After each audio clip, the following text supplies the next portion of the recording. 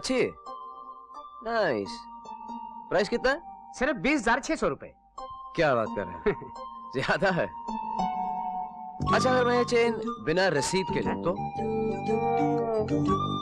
20 में दोगे?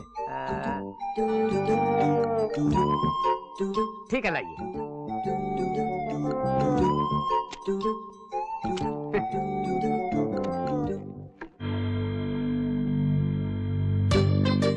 हाँ साहब, कुछ चाहिए? कुछ चाहिए तभी तो आया हूं। ये गार्डन थोड़ी है जो टहलने आऊंगा। कौन सा आइटम पसंद करेंगे? नेकलेस, ब्रेसलेट, अंगूठी या चेन? चेन। लीजिए। अच्छी है। कितना? 20,600 रुपए।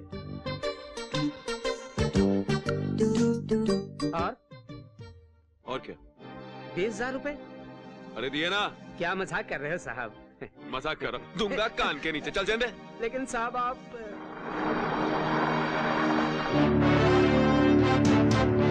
बकवास बंद करो, रसीद बनाओ और चेन दो। अरे पहले पूरी पेमेंट करो, बाद में चेन मिलेगी।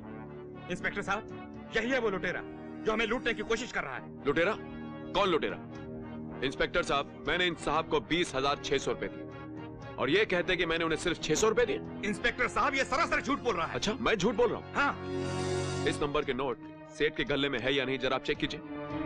अरे सेठ, हटिए। आप जरा चेक कीजिए। अरे सेठ, इस उम्र का तो कम से कम लिहाज करो।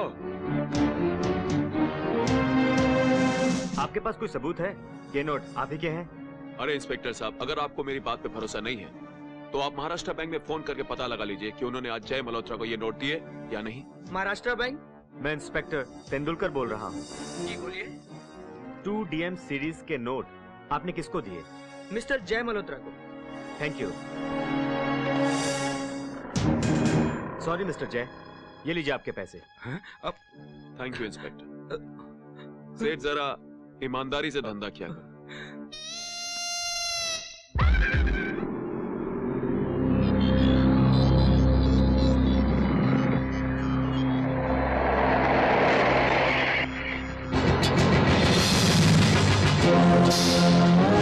क्या सोचा है गायत्री देवी? तुम्हें पता है तुम्हारी जिद का अंजाम क्या होगा?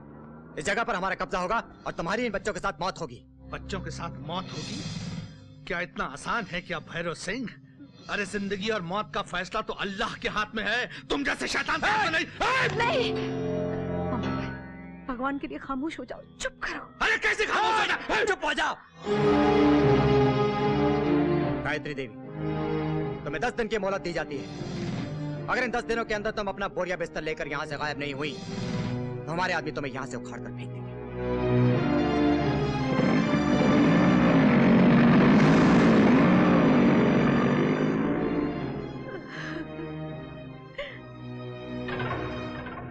फिर मुंह लटका कर चले आए। वो अकेली औरत तुम लोगों को नाकों चने चबवा रही है। तुम लोग उसको मरवा क्यों नहीं देते? समझा करो डार्लिंग, 40-50 करोड़ की जमीन है वो। अगर बुढ़िया मर गई ना तो सारी जमीन सरकार ले जाएगी और हमारे यहाँ तो कुछ भी नहीं आएगा। जीजा जी, मेरे दिमाग में उस जगह के लिए एक प्लान है।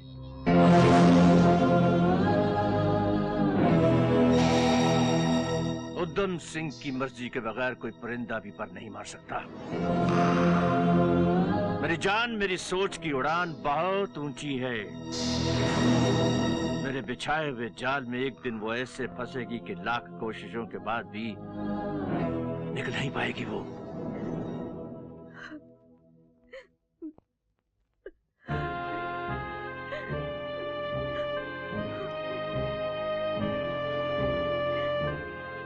या परवरदिगार, हमको बेसहारा मत करना, हमको बेसहारा मत करना, हमको बेसहारा मत करना।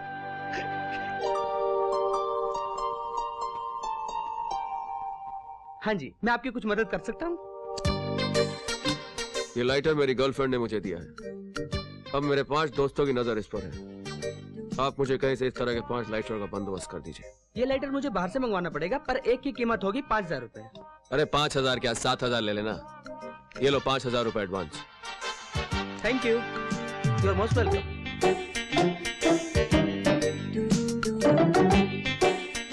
इंपोर्टेड सामान चाहिए क्या?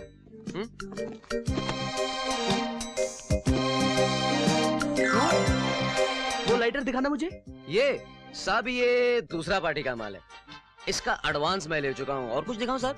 अरे यार अभी मुझे 5 दे दे, जिसका माल है उसे फिर से मंगवा देना। एडवांस दे दो मिल जाएगा साहब, पर क्या है एक पीस 5,000 रुपए का है। अपना सारा छोकरा लोग जाता है, दुबई जाता है, हांगकांग जाता है। आप जितना पीस का ऑर्डर देंगे अगले हफ्ते आपको मिल जाएगा। बोलो तो एडवांस क्या दे दूं? 20,000। ये लो। अच्छा साहब, नेक्स्ट वीक मिलता हूँ जब वो छोकरा लोग दुबई से आएगा ना। ओके हाँ ठीक है। जय।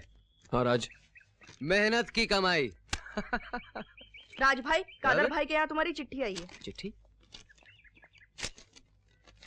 प्यारे भैया जय और राज, आप लोग जल्दी आ जाइए।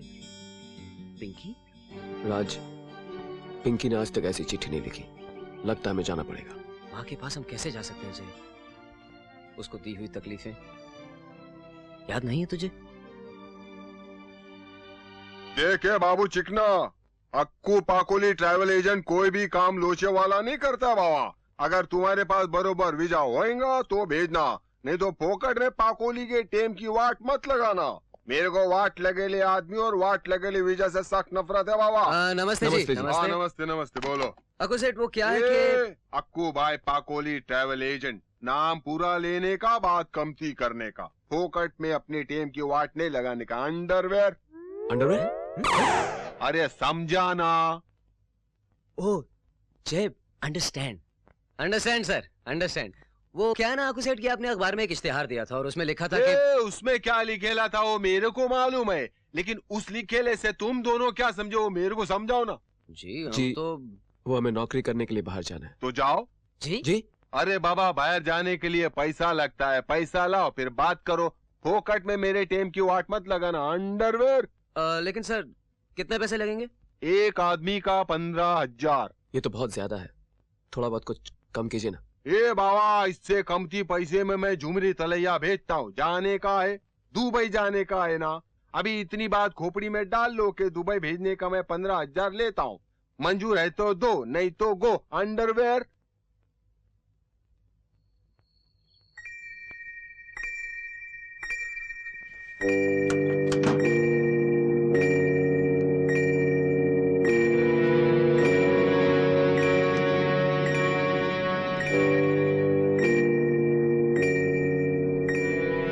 राज, माँ को अगर पता चल गया तो?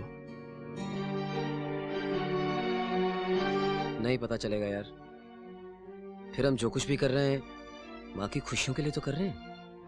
हाँ चल आजा।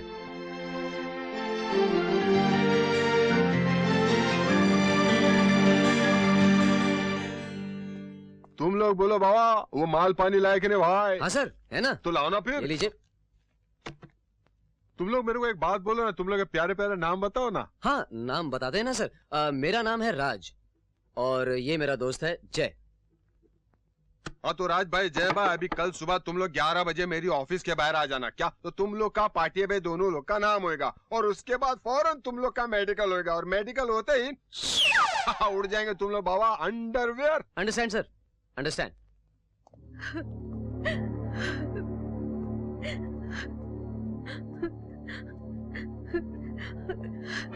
भगवान जाने वो पाइप कहाँ चला गया मोहम्मद भाई।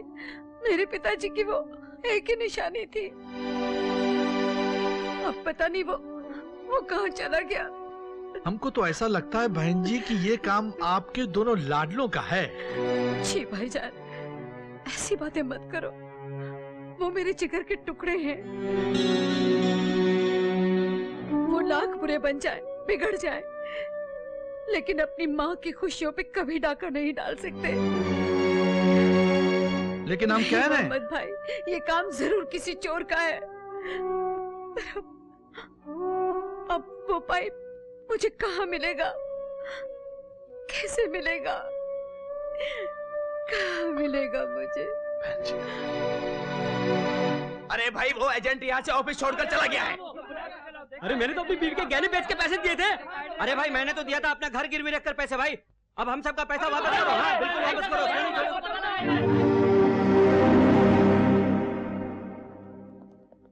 अरे आओ सेठ लोग, आज फिर से कुछ माल वाल लाए हो क्या? सेठ जी दरअसल वो जो पाइप हमने आपको दिया था ना, हम वो वापस लेने के लिए आए हैं। क्या? अरे भाई, शेर की खाल और चोरी का माल कभी बचता है क्या? हा? लेकिन सेठ जी, वो पाइप आपने किसको बेचा है? अरे यहाँ 50 लोग आते हैं, मैं किसकी शक्ल याद रखूंगा? कबाड़िए, राज समझा रहे इसको यार। सेठ जी, अगर वो आदमी आपके पास फिर से आए ना, तो आप उसे वो पाइप वापस ले लेना। उस पाइप से हमारा दिली रिश्ता है। मैं कुछ दिनों के बाद आपके पास फिर आऊंगा। चल। माफ करना सेठ जी, उसे ढूंढने की कोशिश कीजिएगा।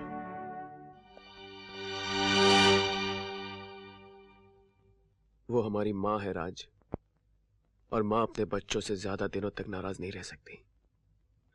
चल, हम उसे मना लेंगे।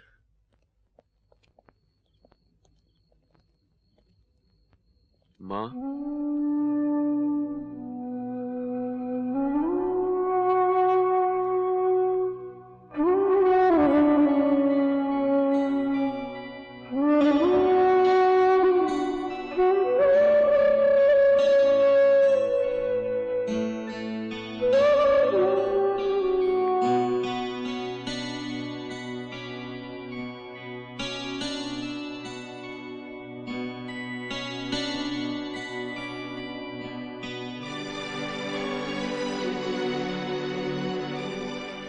क्या बात है बहन?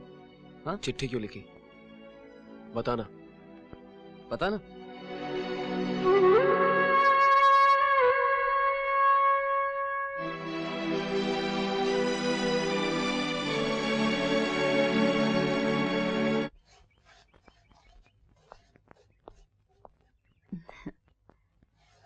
माँ, उठ गया बेटा?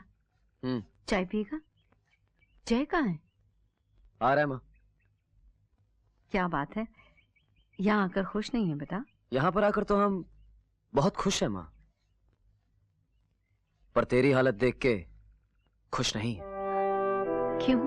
मुझे क्या हुआ है? अच्छी भली तो हूं मैं। अरे बेटा, जिस माँ का ख्याल रखने वाली तुम जैसे गबरू जवान बेटे हो, उसे कोई दुख नहीं हो सकता बेटे। इसी बात का तो दुख है माँ, कि तेरे 2 जवान बेटे होते हुए भी तो दुखी है। अपना दुख हमें नहीं बताएगी माँ? तुम लोग तो खामखा मेरे पीछे पड़े हुए हो।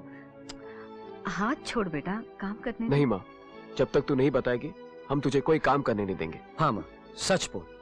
हमें सच की शिक्षा देते हुए तो आज तक कभी तेरी जुबान नहीं लड़खड़ाई, तो फिर अब तू सच बोलने से क्यों घबरा रही है माँ? बोलना माँ, तुझे हमारी कसम है। मेरे पिताजी ने बहुत पहले एक आदमी से 50,000 रुपए कर्ज लिए थे, जिसे उसने सूद के साथ मिलाकर 40 लाख कर दिए। अब पैसे मांगने आ रहा है और ना देने की सूरत में यहाँ से उजाड़ने की धमकी दे रहा है। अरे ऐसे कैसे उजाड़ेगा? उसके बाप पर आ नहीं जय, इसमें कानूनी चक्कर हो सकता है। तू फिक्र मत कर माँ, रुपयों का इंतजाम हो जाएगा।